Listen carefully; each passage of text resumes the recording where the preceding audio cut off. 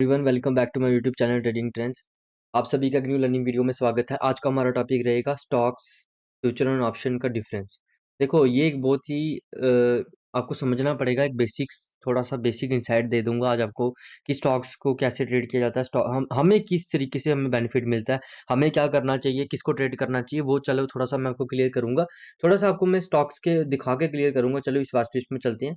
अब देखो पहले नंबर में आपको बता देता हूँ, जैसा कि आपको पता है स्टॉक्स को इक्विटी भी बोलते हैं। स्टॉक्स बोलो इक्विटी मार्केट को इक्विटी मार्केट बोले, स्टॉक मार्केट बोले, तो मतलब समझो सेम ही बात हो रही है।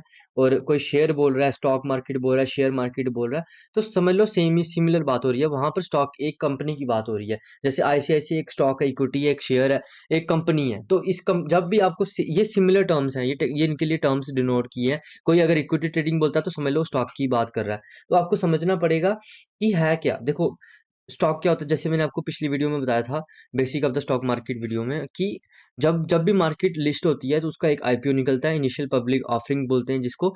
कहीं सुना भी होगा आपने कि नाइका वगैरह का आईपीओ, पेटीएम का आईपीओ निकला था। उसमें लोग इन्वेस्ट करते हैं, अगर 90% से ज़्यादा सब्सक्राइब होता है तो उसको लिस्ट कर दिया जाता है। तो उस वजह से क्या होता है कि मार्केट में मतलब वो कंपनी, उसकी कंपनी के शेयर्स मार्केट में ट्रेड होने लग जाते हैं। 75% से ऊपर की प्रोमोटर होल्डिंग नहीं रख सकते आप, शायद कुछ ऐसा रूल्स हैं। बट उसके शेयर्स मार्केट में आके ट्रेड होने लगते हैं। अब उससे होता क्या है कि आप उस कंपनी का फाइनेंशियल डाटा पढ़ सकते हो, ठीक है। उसके बाद उसको उसको एनालाइज कर सकते हो, उसके चार्ट्स देख सकते हो, उसको देख सकते हो कि मार्केट में क्या हो रहा है, उसकी उसको आप ट्रैक कर सकते हो, उसको ट्रेड कर सकते हो, उस पर आप इन्वेस्टमेंट कर सकते हो। चलिए अब आगे देखते हैं। अब देखते हैं, देखो अब आपको मैं समझाता हूँ। जब जब भी हम, अगर आपको दिखाता हूँ थोड़ा डिफरेंस क्या होता है। डिफरेंस के लिए मान लो एक कंपनी लेते हैं, हम एचडीएफसी कंपनी लेते हैं। कहीं ना कहीं मोटा मोटा आपको थोड़ा पता, देखो सबका पता ही है। अब एचडीएफसी कंपनी जब मैंने लिया, जब मैंने एचडीएफसी बैंक लिखा, चलो एक मिनट पूरा लिख देता हूँ। सबने अपना नाम सुना होगा एचडीएफसी बैंक का।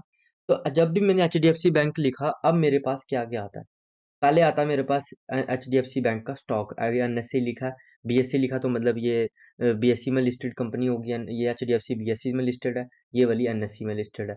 उसके बाद आता है एचडीएफसी बैंक मई फ्यूचर, जून फ्यूचर, जुलाई फ्यूचर, और उसके बाद आता है मई 1510 की कॉल, मई 1510 की पुट, मई 1520 की कॉल, 1520 की पुट। अब देखो, अब मैं आपको तीनों को ऐड करके बताता हूँ। तीनों को मतलब डिफरेंट, जो हमें डिफरेंशियल क्या क्या मिल रहा है। एक हमने स्टॉक ऐड कर लिया, एक फ्यूचर को तीनों को ऐड कर लो, और एक दो ऑप्शन ऐड कर लो। अब आपको डिफरेंस समझाता हूँ। देखो जो हमारे काम का डिफरेंस है, ऐसे बताने में तो बड़ा कुछ है कि ऑप्शन ये होता है वो होता है, बट मैं थोड़ा सा आपको बताता हूँ कि हमें फायदा किस तरीके से होता है।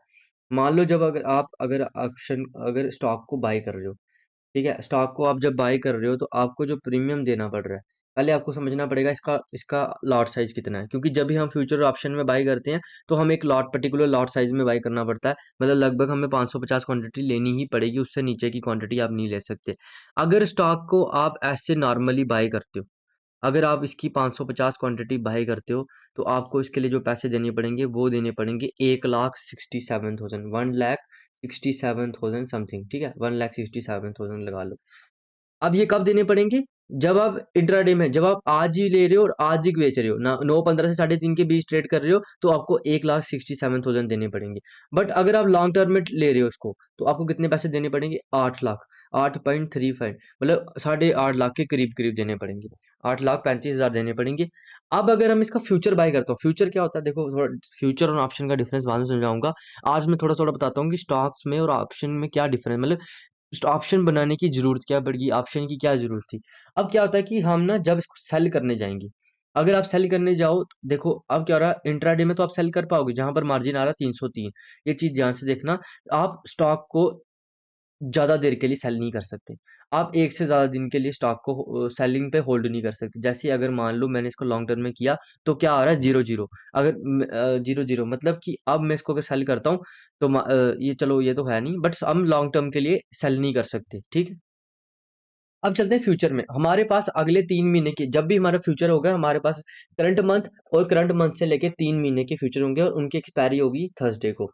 देखो अब थोड़ा एक्सपायरी चेंज हो रही है, बट आप उनको अपने हिसाब से देख सकते हो। स्टॉक की फिलहाल अभी एक्सपायरी हर थर्सडे को, हर मंथ के थर्सडे को इनकी एक्सपायरी होती है। अब देखो एचडीएफसी बैंक, अब मई लिखा है, मई मतलब इस मई, मई में जो भी लास्ट थर्सडे आएगा वो तब इसकी एक्सपायरी होगी। उसके आगे क्या लिखा है, फ्यूचर।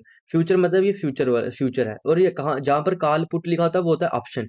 ठीक है, अब बेसिक बेसिक आप समझो। देखो प्रॉब्लम क्या है, स्टॉक से लोग ऑप्शन क्यों करना चाहते हैं? जब आपने स्टॉक को बाय किया, लॉन्ग टर्म के लिए आपने होल्ड करना चाहा, तो आपको 8.5 लाख रुपए देने पड़े। एक दिन के लिए आपको देने पड़े 1,67,000।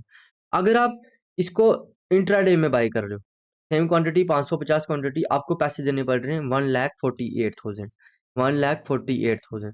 बट अगर आप एक दिन से ज्यादा भी फ्यूचर में, अगर फ्यूचर में बाय भी करते हो, तब भी आपको कितने देने पड़ रहे हैं? Same, same amount of money देना पड़ रहा है।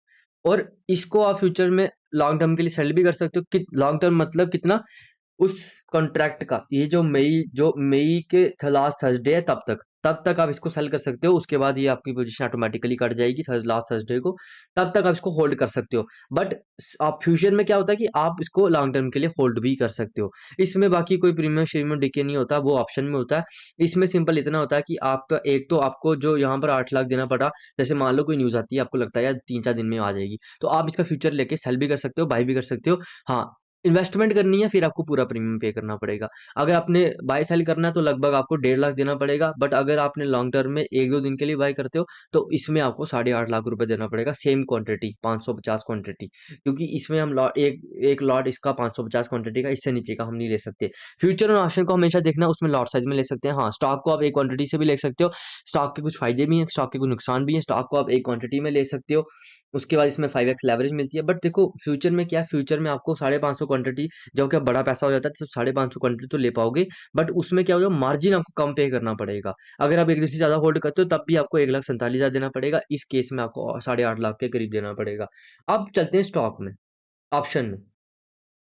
अब मैं अगर ऑप्शन को बाय करता हूँ, तो मुझे कितना प्रीमियम देना पड़ रहा है? सेम क्वांटिटी पे मुझे कितना प्रीमियम देना पड़ रहा है? 15,000। कितना देना पड़ रहा है? 15,000। अगर मैं इसको इंट्राडे में करता हूँ तब भी कितना देना पड़ रहा है? 15,000। अगर मैं इसको सेलिंग करता हूँ, देखो अब ऑप्शन में क्या होता है कि ऑप्शन में प्रीमियम की वजह से ना, ऑप्शन सेलिंग और ऑप्शन बाइंग का कंसेप्ट आ जाता है। तो वो चीज आपको मैं थोड़ा सा एक्सप्लेन करूंगा, नेक्स्ट वीडियो में उसी के बनाऊंगा। अब इसमें मार्जिन मुझे 1,47,46,000 ही देना पड़ रहा है। पर यहाँ पर एक्स्ट्रा बेनिफिट क्या फ्यूचर से, वो है यहाँ पर हमें प्रीमियम डिके भी मिलता है। जैसे जैसे इसका और स्टॉक का, हर स्टॉक का क्या होता है कि स्टॉक आप जो ऑप्शन होता है, उसमें आपको दो तरीके की एक्सपायरी मिलती है। एक आपको मंथली मिलती है, एक वीकली मिलती है। और इंडेक्स क्या होता है, जैसे आपने सुना होगा इंडेक्स इक्विटी, जैसे बैंक निफ्टी, निफ्टी 50, ये क्या होता है, इंडेक्स होते हैं। इनको इक्विटी डेरिवेटिव भी बोलते हैं। देखो इनकी ना अपनी कोई वैल्यू नहीं होती। डेरिवेटिव्स की क्या, जैसे मान लो 500 का नोट है, उसकी ओरिजिनल वैल्यू 2-3 रुपए ही होगी शायद। बट उसकी जो आरबीआई अगर बेचता है, तो वो बेचता है 497, मतलब 496-7 कुछ इतने पे बेचता है एसबीआई को, किसी और का और किसी बैंक को। मतलब उस 500 के बदले उसको 2-3 रुपए लगे, बस उसमें साइन है, उसमें कुछ ऐसी कुछ चीजें हैं जो आरबीआई ने दी हैं कि भाई इसमें ये स्टैंप होगी, ये होगा, वो होगा। उस वजह से इसकी वैल्यू बन गई 497, इसकी वैल्यू डिराइव की गई है। वैसे ऑप्शन की वैल्यू ड्राइव होती है। और इंडेक्स को क्या बोलते हैं, जिसमें ग्रुप ऑफ कंपनी होती है उसको इंडेक्स बोलते हैं। अब इंडेक्स बोलो, इक्विटी डेरिवेटिव बोलो, ऑप्शन बोलो, तो सिमिलर बात है। मतलब समझ लेना कि अगर कोई ऐसे प्रोनाउंस कर रहा है, प्रोनाउंसिएशन कर रहा है, इक्विटी डेरिवेटिव का नाम ले रहा है, तो समझ लेना ऑप्शन की ही बात हो रही है। तो जब भी डेरिवेटिव शब्द आ जाएगा, ऑप्शन शब्द आ जाएगा, वहां पर क्या होता है, प्रीमियम डिके होना है। वहां पर एक एक्स्ट्रा चीज आ जाती है, प्रीमियम, प्रीमियम का थोड़ा सा आ जाता है वहां पर। वो चीज आपको थोड़ा मैं एक्सप्लेन करूंगा। आज मैंने आपको बेसिक इंसाइट दिया। अब देखो प्रॉब्लम क्या होती है, मैक्सिमम लोग जाते हैं ऑप्शन बाइंग में। जैसे मैंने आपको दिखाया, ऑप्शन बाइंग में कितने पैसे लगे? 15,000। अब इसमें तो हर दिन अलग होते हैं। उसमें 1.5 लाख रुपए लगा ऑप्शन सेलिंग में। फ्यूचर में भी कम लगा, 1.5 लाख के करीब लगा। बट सेम क्वांटिटी, 550 क्वांटिटी मेरे को अगर बाई करनी पड़ी, ऑप्शन बाइंग में कर रहा हूँ, तो मेरे को सिर्फ 15,000 का मार्जिन देना पड़ रहा है। इधर क्या करते हैं लोग, कर देते हैं ओवर क्वांटिटी से ट्रेड कर लेते हैं।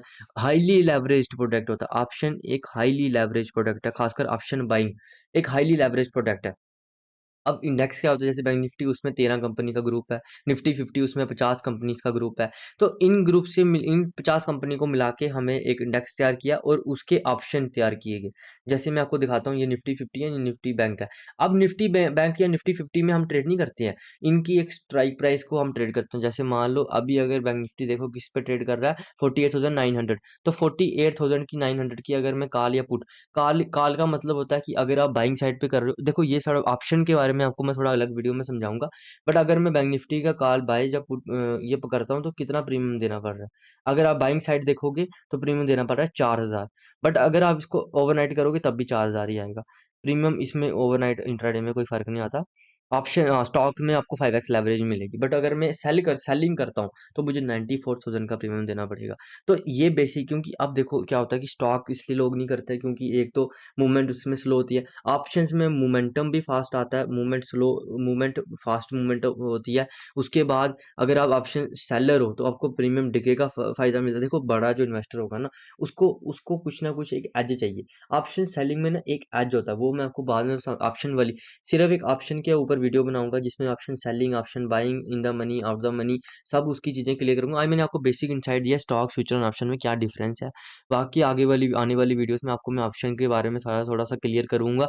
उसके बाद देखो मेन चीज जो आपको समझनी है वो है प्रीमियम, क्योंकि हम इस पे ट्रेड लेते हैं। ये जो लिखा है ना बैंक निफ्टी, इस कॉन्ट्रैक्ट पे ट्रेड लेते हैं। ऑप्शन में हम इस कॉन्ट्रैक्ट पे ट्रेड लेते हैं। इस कॉन्ट्रैक्ट को समझना पड़ेगा। बैंक निफ्टी 8 मई, इसमें देखो फ्यूचर में मंथली एक्सपायरी होती है, ऑप्शन में वीकली एक्सपायरी होती है, और हर एक इंडेक्स की अपनी अपनी एक्सपायरी है। जैसे बैंक निफ्टी की वेडनेसडे को, निफ्टी 50 की थर्सडे को। वो चीजें देखो आपको समझ आ जाएंगी, बट मेरी जो मैं आपको समझाना चाहता हूँ वो है प्रीमियम क्या होता है। जो ठीक है, कॉल कौन सी लेनी चाहिए, इन द मनी ट्रेड करें, आउट द मनी ट्रेड करें। ऑप्शन बायर हो तो कौन कैसे कितनी क्वांटिटी। देखो अगर ऑप्शन में घुस रहे हो ना तो 6-7 महीने के बाद, और आपका रिस्क मैनेजमेंट रूल्स आपके बिल्कुल डिसिप्लिन ट्रेडर होगे तब जाके घुसना। देखो ऑप्शन बहुत ही रिस्की गेम है, वोलेटाइल, बहुत वोलेटाइल होते हैं ये। आप ये मत सोचो कि एक दिन से 10 दिन 10 दिन से किसी कोर्स से आप ट्रेडर बन जाओगे। आपको प्रैक्टिस करनी पड़ेगी। आज मैंने आपको बेसिक इंसाइट दिया, इसके बाद आने वाली वीडियोस में ऑप्शन के क्लियर करूंगा, ऑप्शन क्या होता है। उसके बाद आपको थोड़ा थोड़ा मैं आपको ऑप्शन के बारे में बताता जाऊंगा। बाकी मेरी जो डेली लर्निंग की वीडियोस आती जाएंगी उसमें आप उसमें जाके देखो आज मार्केट में क्या हुआ है, कल मार्केट में क्या हो सकता है, प्रोबेबिलिटी को समझो, प्रिडिक्शन को समझो। देखो ऑप्शन में थोड़ा आपको समझना थोड़ा सा ज़्यादा आपको देना पड़ेगा, उससे पहले आप स्टॉक्स करो। स्टॉक्स में भी सेम चीज़ यूज़ होती है, stock spot resistance, risk management, उसके बाद मनी मैनेजमेंट, प्राइस एक्शन, ये सब चीज़ें स्टॉक में भी सेम है। बट ऑप्शन आते आते थोड़ा सा आपको ज़्यादा नॉलेज चाहिए। ऑप्शन बाइंग में खासकर सबसे ज़्यादा आपको नॉलेज चाहिए। ऑप्शन बाइंग में आपको डिसिप्लिन भी ज़्यादा चाहिए। Option seller automatically risk management में होता है, क्योंकि सेम क्वांटिटी वो 94,000 की बाई कर रहा था, अभी दिखाया था आपको, और same quantity option buyer 4 quantity की कर रहा है। तो डिफरेंस देखो कितना ज़्यादा, 90,000 के बीच, 90,000 का डिफरेंस है। तो इसका तो ऑटोमेटिकली ऑप्शन सेलर का तो ऑटोमेटिकली रिस्क मैनेजमेंट हुआ हुआ है। आपको रिस्क मैनेजमेंट करना पड़ेगा। अगर आपने 4 लाख की आपकी कैपिटल 1 लाख है, आपने 1 लाख से ट्रेड ले लिया, तो इसका अगर 80% वाइप आउट हो गया, 20-30% वाइप आउट हो गया। देखो मान लो कि 4,000 डूब गया, आपके पास 96,000 बचे। 96,000 से 4,000 बनाना आसान है, या 1 लाख से आपका 30,000 उठ गया, 70,000 से 30,000 बनाना आसान है। तो भाई पैसा एक बार घर लाओ तो सही, एक बार आप कंसिस्टेंसी के साथ पैसा बनाना तो शुरू करो। अपने पीएनएल में पैसा बनाओ तो सही, उसके बाद ऑटोमेटिकली आपको समझ आने लग जाएंगी। बीच में आप बड़े ऐसे ऐसे दिन आएंगे जब आपको मार्केट कई बार लॉस भी हो जाएगा। बिलीव रखो अपने ऊपर, अपनी चीजों को समझो, अपने करेक्टर को समझो। एक किसी इंडेक्स को पकड़ो, एक किसी इंडेक्स को समझो, एक इंडेक्स से भी आपको पार लगा देगा। मल्टीपल इंडेक्स में ट्रेड करके कुछ नहीं मिलने वाला है। हाँ देखो, मैं देखने से मना नहीं करता, बट समझो ट्रेड एक पे ही करो, एक ही को ट्रेड करो, और ऑप्शन बायर हो जो ऑप्शन सेलर हो उसके बीच का अपना डिफरेंस देखो कि आप आपको क्या कैरेक्टर सूट करता है। इस स्कैल्पर वाली बातों में मत जाना। स्कैल्पर स्टार्टिंग के 6-7 महीने में बनने की कोई जरूरत नहीं है। बड़े पॉइंट कैप्चर करने की कोशिश करो, बड़ा पैसा बनाना तो बड़े पॉइंट कैप्चर करो। देखो ऐसे नहीं चलने वाला, आप कोशिश जितनी मर्जी कर लो, लास्ट में कहीं अगर अगर आपको ये वीडियो मिलती है, 6-7 महीने प्रैक्टिस करके तो देख लो भाई, कुछ नहीं होने वाला, वरना सारा पैसा डूब जाएगा। Thanks for watching this video, have a nice day.